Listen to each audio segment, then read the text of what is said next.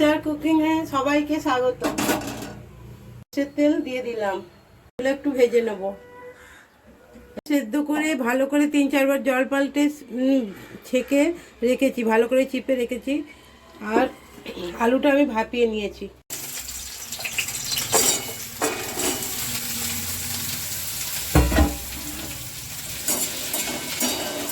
Red chilli powder, ধনে গুঁড়ো, জিরে গুঁড়ো, হলুদ গুঁড়ো আমি এই দইয়ের সঙ্গে ফেটিয়ে রাখছি।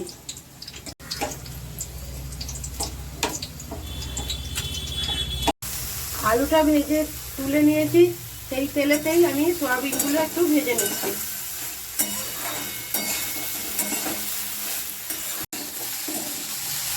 দিয়ে দিলাম গোটা গরম মশলা, একটা তেজপাতা, একটু গোটা জিরে ফোড়ন দিয়ে দিলাম।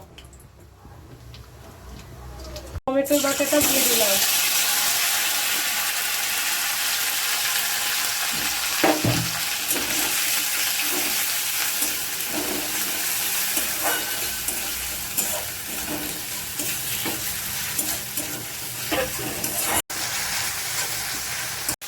গন্ধটা আদা কাঁচা গন্ধটা চলে গেছে। এবার মশলার পেস্টটা দিয়ে দেবো, দইয়ের পেস্টটা।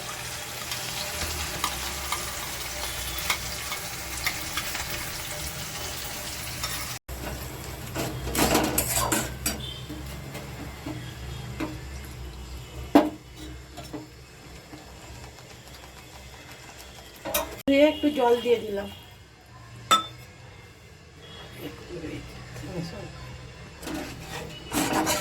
এবার কষাবো, ভালো করে মশলাটা কষিয়ে নেব।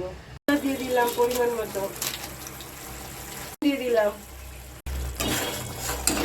চিনি, দিয়ে দিলাম টেস্টের জন্য, চিনি দিয়ে দিলাম। আমার মশলাটা ভালোভাবে কষানো হয়ে গেছে। এবার আলু, ভাজা সোয়াবিন সব দিয়ে দেবো। হাফ ক্যাপসিকাম ছিল, সেটা আমি দিয়ে দিচ্ছি উপর দিয়ে।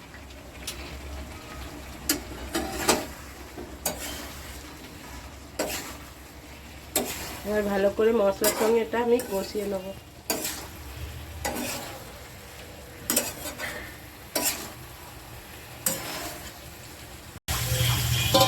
হয়ে গেছে, এবার আমি পরিমাণ মতো জল দিয়ে দেবো।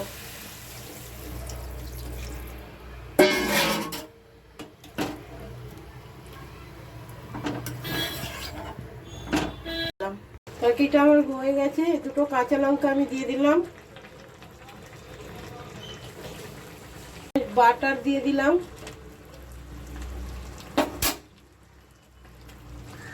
একটু ধনে পাতা কুচি দিয়ে দিলাম।